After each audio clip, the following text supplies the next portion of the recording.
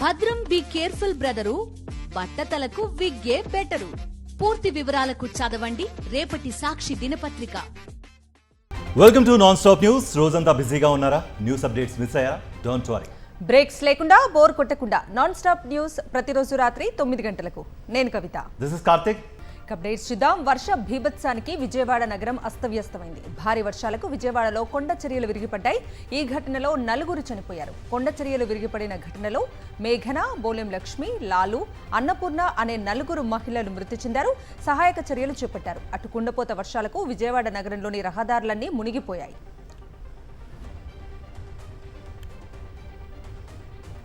కుండపోత వాన కారణంగా విజయవాడ ఎన్టీఆర్ సర్కిల్ నుంచి కానూరు వరకు రహదారులన్నీ నీట మునిగాయి. ఆర్టీసీ బస్టాండ్ ప్రాంతం జలదిగ్బంధంలో చిక్కుకుపోయింది. వాహనాల రాకపోకలు నిలిచిపోయాయి. వన్ టౌన్ ప్రాంతంలో కాలనీలు నీట మునిగాయి. ఎక్కడ చూసినా జల దృశ్యాలే కనిపించాయి. ఇళ్లలోకి నీరు చేరడంతో ప్రజలు తీవ్ర అవస్థలు పడ్డారు.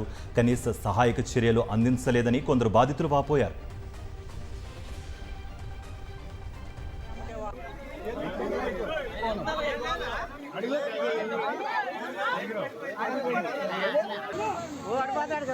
ఇప్పుడు కారు పోయిందే, మళ్ళీ లారీ అమ్మటే వాదండు. ఓ తోసింది.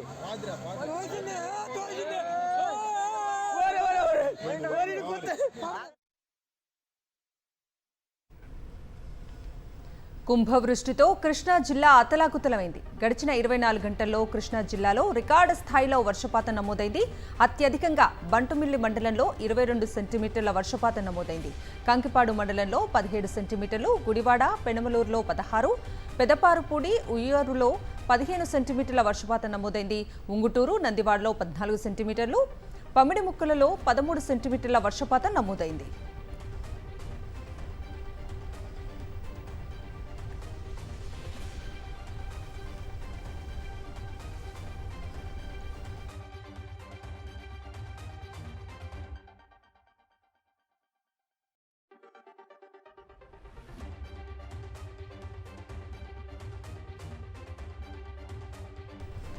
భారీ వర్షాలతో విజయవాడ ఇంద్రకీలాద్రిపై కొండ చర్యలు విరిగిపడ్డాయి. డోనల్ సెల్ వద్ద కొండ చర్యలు విరిగిపడ్డాయి. భారీ వర్షాల నేపథ్యంలో ముందు జాగ్రత్తగా ఘాట్ రోడ్డును మూసివేయడంతో ప్రమాదం తప్పింది.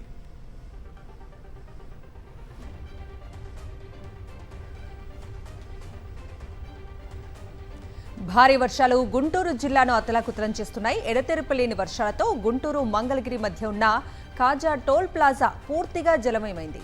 టోల్ ప్లాజా వద్ద జాతీయ రహదారిపై 3 నుంచి 4 అడుగుల మేర వర్షపు నీరు ప్రవహిస్తోంది. దీంతో వాహనాల రాకపోకలకు తీవ్ర అంతరాయం ఏర్పడింది. టోల్ ప్లాజా కార్యాలయంలోకి వర్షపు నీరు చేరింది.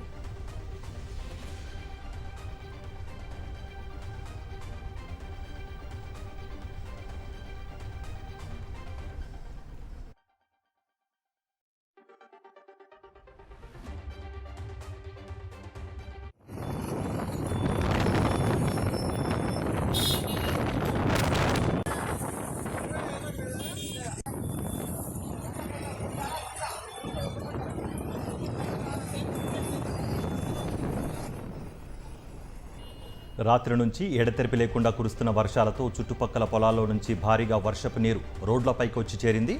కనుచూపు మేర ఎక్కడ చూసినా వర్షపు నీరే దర్శనమిస్తోంది. దీంతో వాహనాలు ఎక్కడికక్కడే నిలిచిపోయాయి.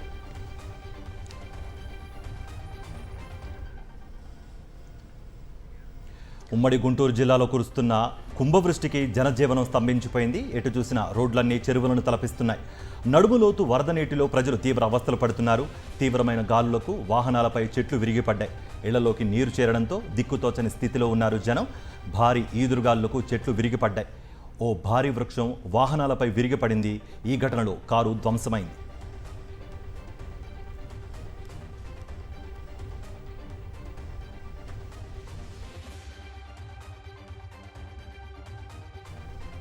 గుంటూరు జిల్లా ఉప్పలపాడులో విషాదం నెలకొంది. భారీ వర్షాలతో ఉప్పలపాడు, గొల్లమూడు మధ్య మురుగు కాలువలో కారు కొట్టుకుపోయింది. ఈ ఘటనలో కారులోని 3 నీట మునిగి చనిపోయారు. మృతుల్లో 2 చిన్నారులతో పాటు టీచర్ ఉన్నారు.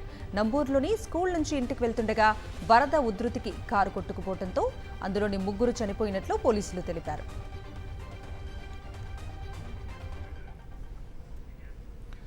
రాజధాని అమరావతి మరోసారి నీట మునిగింది. భారీ వర్షాల కారణంగా రాజధాని ప్రాంతాలన్నీ జలదిగ్బంధంలో చిక్కుకున్నాయి. వందలాది ఎకరాలు చెరువులను తలపిస్తున్నాయి. పొలాల్లో చేపలు దొరుకుతున్నాయి.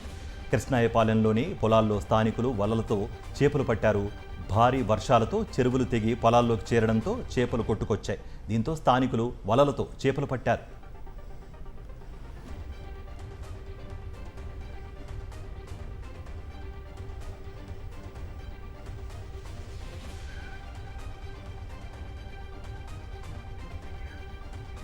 రాజధాని ప్రాంతంలో పెద్ద ఎత్తున వరద నీరు నిలవటంతో అనేక గ్రామాల్లో పంట పొలాలు నీట మునిగాయి. అరటి, మునగ వంటి తోటలతో పాటు కూరగాయల తోటలకు భారీ నష్టం వాటిల్లింది.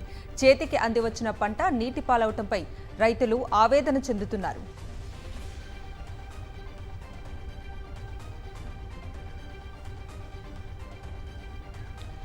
భారీ వర్షాలతో గుంటూరు జిల్లా తూళ్లూరు గ్రామం జలదిగ్బంధంలో చిక్కుకుంది. తూళ్లూరు తూర్పు వీధి బస్టాండ్ రోడ్ నుంచి రోడ్డు పూర్తిగా బ్లాక్ అయిపోయింది.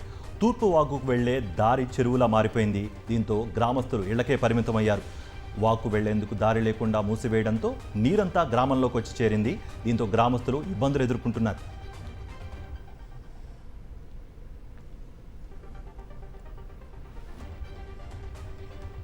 కృష్ణా జిల్లా ఇబ్రహీంపట్నం భారీ వర్షాలు అతలాకుతలం చేస్తున్నాయి. నగరంతో పాటు శివారులోని గ్రామాలను కూడా వరద ముంచెత్తుతోంది. ఎడతెరిపి లేకుండా కురుస్తున్న వర్షంతో ఇబ్రహీంపట్నం మండలంలో వాగులు ఉప్పొంగి ప్రవహిస్తున్నాయి. వరద ఉధృతికి ఇబ్రహీంపట్నం శివారు కాలనీలు పూర్తిగా నీట మునిగాయి. వరద ధాటికి అంతా చూస్తుండగానే 2 యువకులు కొట్టుకుపోయారు. వారిని కాపాడేందుకు ప్రయత్నించిన మరో యువకుడు కూడా వరదలో కొట్టుకుపోయాడు.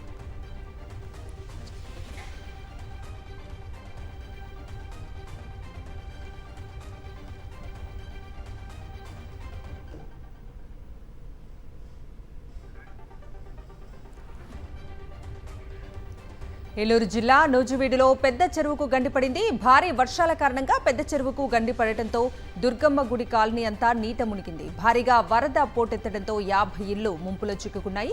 ఇళ్లలో చిక్కుకున్న వారిని రక్షించేందుకు ప్రయత్నిస్తున్నారు.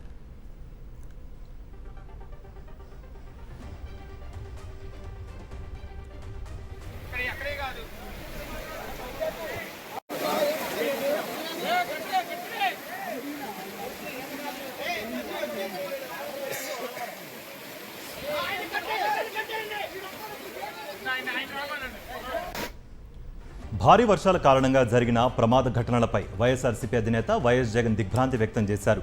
విజయవాడ, ఉప్పాలపాడు, మంగళగిరి ఘటనలపై విచారం వ్యక్తం చేశారాయన. మృతుల కుటుంబాలకు సంతాపం తెలిపారు.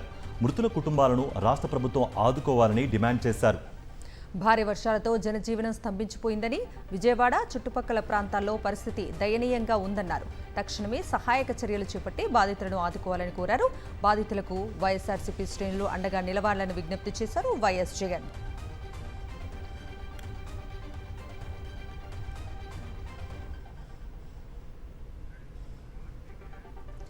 వైఎస్ఆర్ జిల్లాలో పర్యటిస్తున్నారు వైఎస్ జగన్మోహన్ రెడ్డి. కమలాపురం నియోజకవర్గం పెండ్లిమర్రి మండలంలోని మాచనూరులో వైఎస్ఆర్సీపీ మండల కన్వీనర్ మాచనూరు చంద్రారెడ్డి కుటుంబాన్ని పరామర్శించారు వైఎస్ జగన్. చంద్రారెడ్డి చిత్రపటానికి పూలమాల వేసి నివాళులర్పించారు. వారి కుటుంబానికి భరోసా ఇచ్చారు. వైఎస్ జగన్ పర్యటన సందర్భంగా అడుగడుగునా ఆయనకు బ్రహ్మరథం పట్టారు ప్రజలు.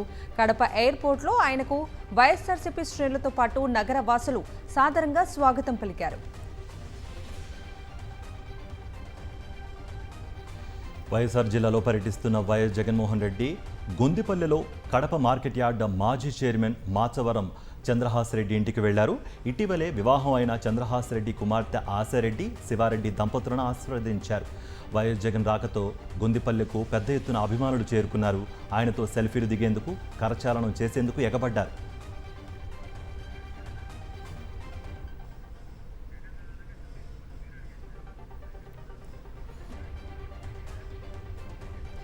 ప్రభుత్వాన్ని ప్రశ్నిస్తున్న గొంతులను నొక్కుతోంది ఏపీలోని కూటమి సర్కార్. సుప్రీంకోర్టు ఆదేశాలను ఉల్లంఘిస్తూ అరెస్టులకు పాల్పడుతోంది. తాజాగా సోషల్ మీడియా కార్యకర్త ఇంటూరి రవికిరణ్ ను అరెస్ట్ చేశారు పోలీసులు. చట్ట ఉల్లంఘనకు పాల్పడుతూ ఇంటూరి రవికిరణ్ ను అరెస్ట్ చేశారు. దీనిపై హైకోర్టులో ఫిర్యాదుకు సిద్ధమయ్యారు ఆయన కుటుంబ సభ్యులు. అరెస్టుకు ఆస్కారం లేని ఆరోపణల్లో ఆయన్ను అరెస్ట్ చేశారని కుటుంబ సభ్యులు చెబుతున్నారు. రవికిరణ్ ను వేధించాలన్న ఉద్దేశంతో గుడివాడ నుంచి పోలీసులను పంపించారని, వారు ఆరోపిస్తున్న పోస్టింగ్స్ అన్ని ఎన్నికలకు ముందు పెట్టినవే అంటున్నారు. ఇక ఇదే అంశానికి సంబంధించిన పూర్తి అప్డేట్స్ ని మా ప్రతినిధి సతీష్ అడిగి తెలుసుకుందాం. సతీష్,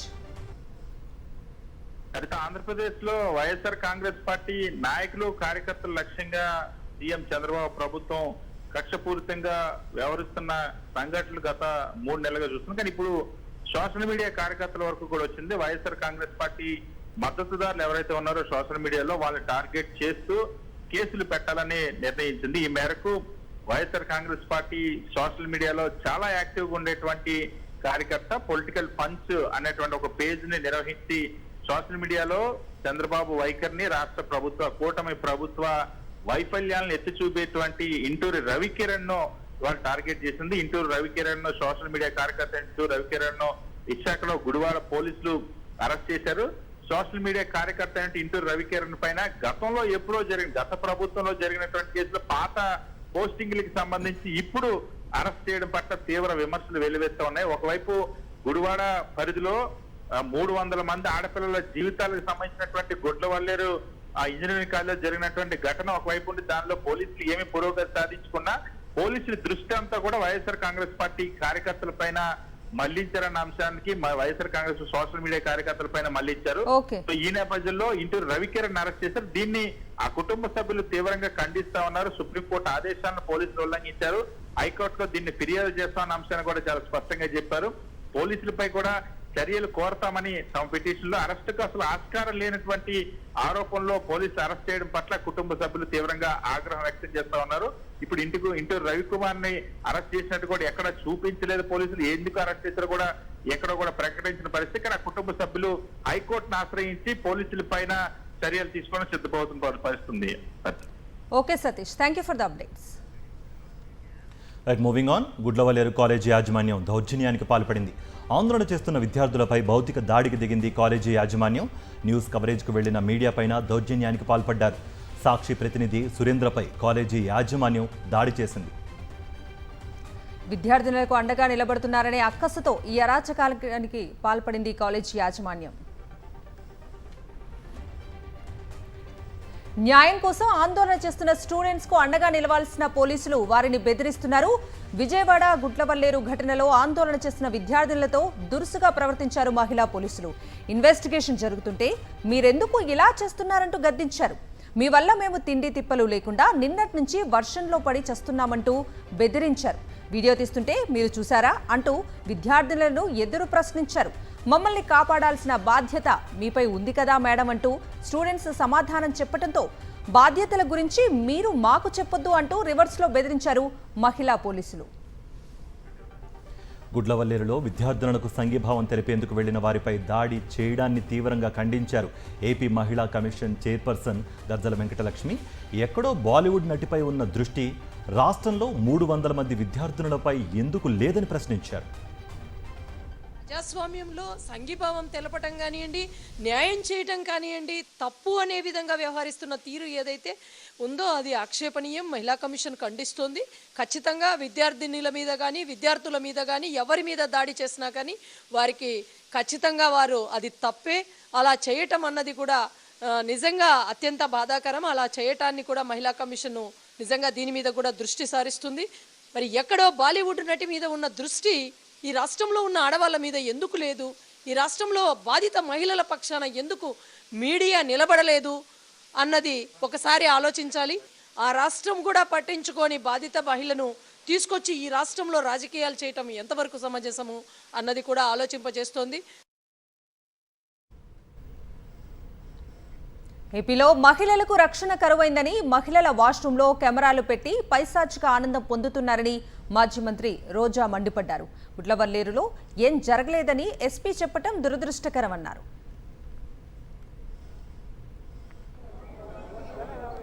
ఆంధ్రప్రదేశ్లో ఆడపిల్లలకి రక్షణ గురించి ఆలోచిస్తే చాలా బాధాకరంగా ఉంది. ఎందుకంటే ఎక్కడ చూసినా రేపులు, మర్డర్లు అండ్ ఆడపిల్లల కాలేజీ బాత్రూమ్స్లో హిడెన్ కెమెరాలు పెట్టి ఏ విధంగా పైశాచిక ఆనందం పొందుతున్నారో మనం చూస్తున్నాం. ఈరోజు నేరస్తులకి ఇంత ధైర్యం వచ్చింది అంటే దానికి ఈ ప్రభుత్వం సిగ్గుపడాలి.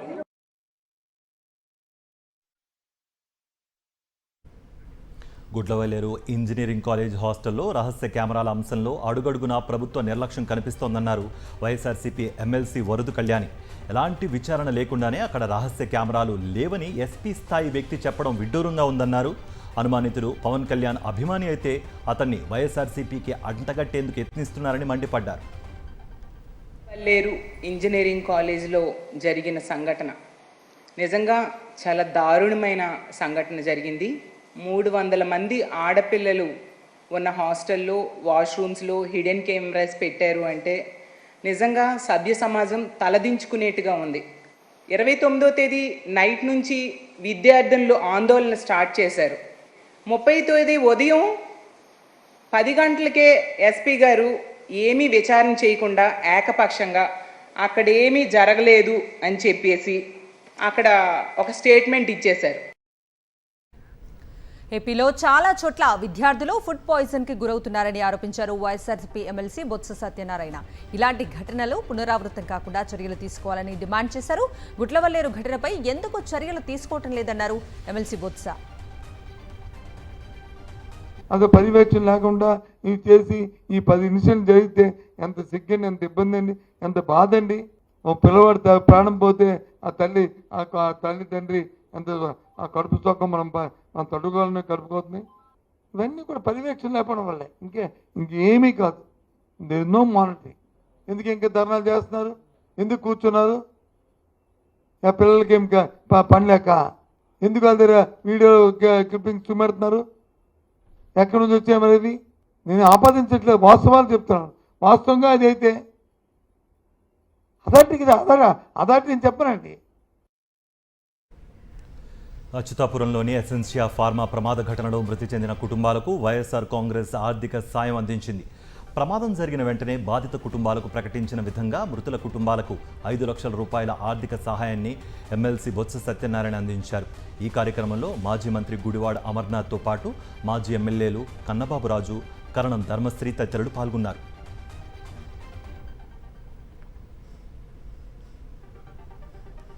కాకినాడ జిల్లా పిఠాపురం మున్సిపల్ కౌన్సిల్ సమావేశం రసాభాసగా సాగింది. Municipal commissioner Kanakarao, engineering D Bhavani శంకర్లు వాగ్వాదానికి దిగి ఒకరిపై ఒకరు దాడి చేసుకున్నారు. డిఈ భవానీ శంకర్ పనితీరు, అవినీతి ఆరోపణలపై గతంలో కలెక్టర్కు మున్సిపల్ కమిషనర్ ఫిర్యాదు చేసినట్లు తెలుస్తోంది. డిఈ స్థానంలో ఈఈకి ఇన్ఛార్జ్ బాధ్యతలు ఇవ్వడంతో అధికారులు బాహాబాయికి దిగారు. అధికారులు ఒకరిని ఒకరు కొట్టుకుంటుండగా కౌన్సిలర్లు, సిబ్బంది ఇద్దరిని విడదీశారు. కొట్టుకోవడంతో ఇద్దరిని విడదీశారు కౌన్సిలర్లు, సిబ్బంది.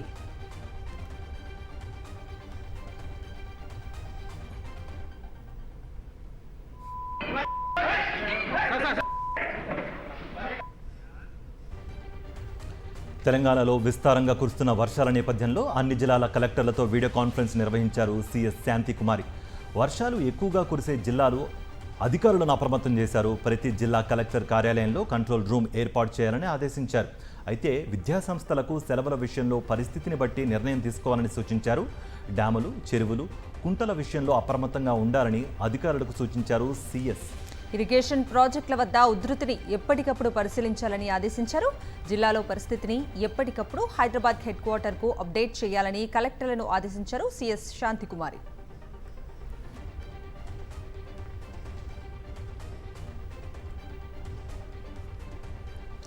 రాబోయే 3 రోజుల పాటు హైదరాబాద్లో భారీ వర్షాలు కురిసే అవకాశం ఉందని ఐఎండీ హెచ్చరించింది. రెడ్ అలర్ట్ జారీ చేసింది. ఈ నేపథ్యంలో హైదరాబాద్ జిల్లా కలెక్టర్ కీలక నిర్ణయం తీసుకున్నారు. హైదరాబాద్ జిల్లా పరిధిలో సోమవారం స్కూళ్లకు సెలవును ప్రకటించారు.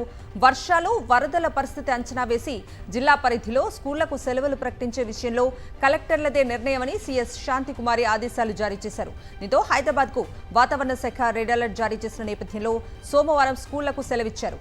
రాబోయే 3 రోజుల పాటు తెలంగాణలో భారీ నుంచి అతి భారీ వర్షాలు కురుస్తాయని ఇప్పటికే ఐఎండీ హెచ్చరించింది.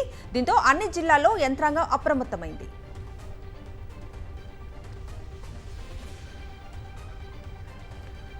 హైడ్రా కొరడా జులిపిస్తోంది. అక్రమ నిర్మాణాలను కూకటి వేళ్లతో సహా పెకిలించి వేస్తోంది. చెరువుల్లో కట్టడాలకు అనుమతులిచ్చిన అధికారులపై హైడ్రా చర్యలకు ఉపక్రమించింది. 6 అధికారులపై క్రిమినల్ కేసులు నమోదు చేశారు పోలీసులు. సైబరాబాద్ ఈఓడబ్ల్యూ వింగ్లో కేసులు నమోదు చేశారు CP Avinash. Nizampet municipal commissioner రామకృష్ణపై కేసు నమోదైంది. అలాగే Chandanagar GHMC deputy commissioner Sudhanshu, Bachupalli MRO Phool Singh పై కేసు నమోదైంది. Medchal Malkajgiri land records assistant director శ్రీనివాసులపై కేసులు నమోదయ్యాయి. HMDA assistant planning officer Sudheer Kumar, HMDA city planner Raj Kumar పై కేసు నమోదు చేశారు పోలీసులు. హైడ్రా సిఫార్సు మేరకు మొత్తం 6 అధికారులపై కేసులు ఫైల్ అయ్యాయి.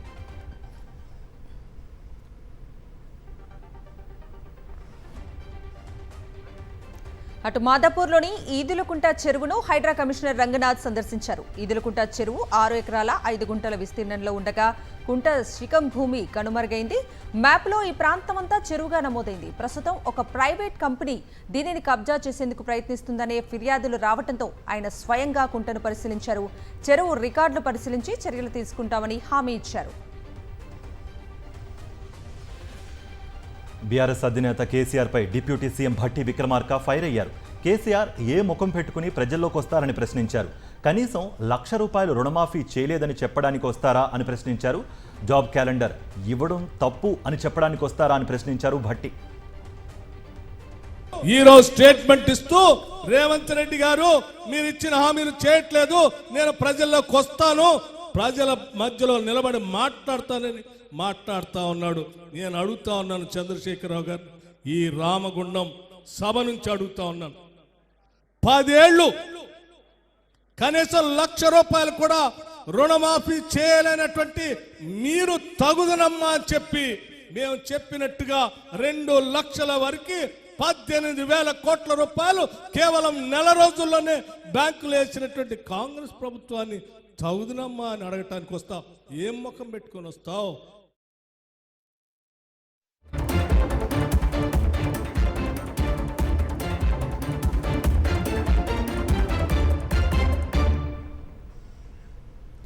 నేషనల్ అప్డేట్స్ చూద్దాం. దేశంలో మహిళలపై నేరాలు తీవ్ర ఆందోళనకరమన్నారు ప్రధాని నరేంద్ర మోదీ.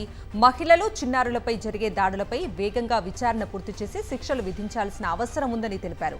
ఢిల్లీలోని భారత్ మండపంలో జిల్లా న్యాయ వ్యవస్థలపై జరిగిన జాతీయ సదస్సులో మాట్లాడారు ప్రధాని మోదీ. సత్వర న్యాయం మహిళల్లో భద్రతపై భరోసా పెంచుతుందన్నారు. కోల్కతా హత్యాచార ఘటన నేపథ్యంలో ప్రధాని మోదీ వ్యాఖ్యలు ప్రాధాన్యతను సంతరించుకున్నాయి. आज महिलाओं के खिलाफ अत्याचार, बच्चों की सुरक्षा समाज की एक गंभीर चिंता है. देश में महिलाओं की सुरक्षा के लिए कई कठोर कानून बने हैं. 2019 में सरकार ने फास्ट ट्रैक स्पेशल कोर्ट की स्थापना की योजना बनाई थी. इसके तहत अहम गवाहों के लिए डिपोजिशन सेंटर्स का प्रावधान है. महिला अत्याचार से जुड़े मामलों में जितनी तेजी से फैसले आएंगे, आधी आबादी को सुरक्षा का उतना ही बड़ा भरोसा मिलेगा. కేదార్నాథ్లో MI-17 సైనిక హెలికాప్టర్ నుంచి ప్రైవేట్ చాపర్ జారిపడింది. దెబ్బతిన్న హెలికాప్టర్ను తరలించే సమయంలో ఈ ప్రమాదం చోటు చేసుకుంది. కేదార్నాథ్లో ఇటీవల ఓ క్రిస్టల్ హెలికాప్టర్ ల్యాండింగ్ టైంలో దెబ్బతింది. దీనిని తరలించేందుకు ఆర్మీ MI-17 చాపర్ను తెప్పించారు అధికారులు. దీనికి ప్రత్యేకమైన కేబుల్స్తో క్రిస్టల్ హెలికాప్టర్ను ఎయిర్ లిఫ్ట్ చేశారు. కొద్ది దూరం ప్రయాణించిన తర్వాత కేదార్నాథ్ గచ్చౌర్ మధ్య MI-17 హెలికాప్టర్కు అమర్చిన తీగలు తెగిపోయాయి. కొన్ని వేల అడుగుల ఎత్తు నుంచి క్రిస్టల్ హెలికాప్టర్ కొండపై కింద పడిపోయింది. సైనిక చాపర్ నుంచి హెలికాప్టర్ జారిపడుతున్న దృశ్యాలు సోషల్ మీడియాలో వైరల్ అయ్యాయి.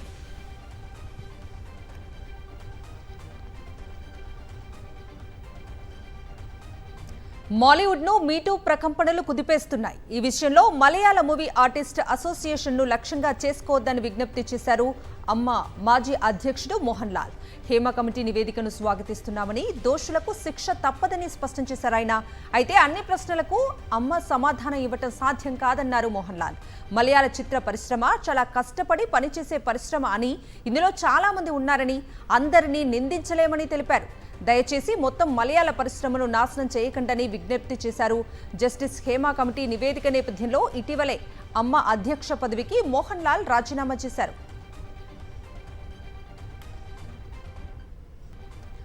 బిజినెస్ అప్డేట్స్ చూద్దాం. బంగారం, వెండి ధరలు మళ్లీ దిగొచ్చాయి. దేశవ్యాప్తంగా పసిడి రేట్లు వరుసగా 2వ రోజు స్వల్పంగా తగ్గాయి. హైదరాబాద్లో 22 క్యారెట్ల బంగారం ధర తులం 100 రూపాయలు తగ్గి 66,950కి చేరింది. అలాగే 24 క్యారెట్ల బంగారం ధర కూడా 110 రూపాయలు క్షీణించి 73,040 రూపాయలకు చేరింది. ముంబై, బెంగళూరు, చెన్నై సహా ప్రధాన నగరాల్లోనూ ఇదే స్థాయిలో పసిడి ధరలు స్వల్పంగా తగ్గాయి. ఇక ఢిల్లీలో 22 క్యారెట్ల గోల్డ్ ధర తులానికి 100 రూపాయలు తగ్గి 67,100 రూపాయలకు చేరింది. 24 క్యారెట్ల బంగారం ధర 73,190 రూపాయల వద్ద ఉంది. హైదరాబాద్లో కిలో వెండి 1000 రూపాయల మేర తగ్గి 92,000కు చేరింది.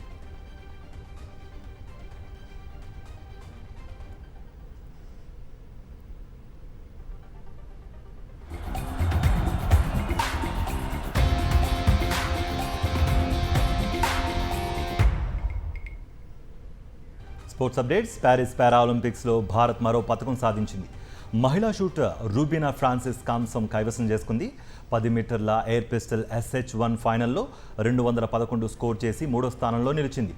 ఇరాన్కు చెందిన సారే 236 స్కోర్తో స్వర్ణం సాధించింది. రూబీనా పతకం గెలవడంతో భారత్ పతకాల సంఖ్య 5కు చేరింది.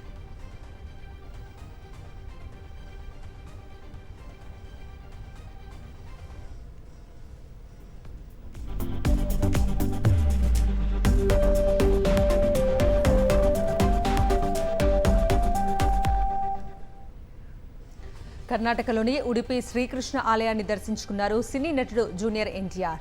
తన తల్లి కోరిక మేరకు ఆమెతో కలిసి ఆలయాన్ని దర్శించుకున్నారు. ఎన్టీఆర్తో పాటు కన్నడ నటుడు రిషబ్ శెట్టితో దర్శకుడు ప్రశాంత్ నీల్ ఉన్నారు. వారికి ఆలయ అర్చకులు ఆశీర్వచనం చేసి తీర్థప్రసాదాలు అందజేశారు.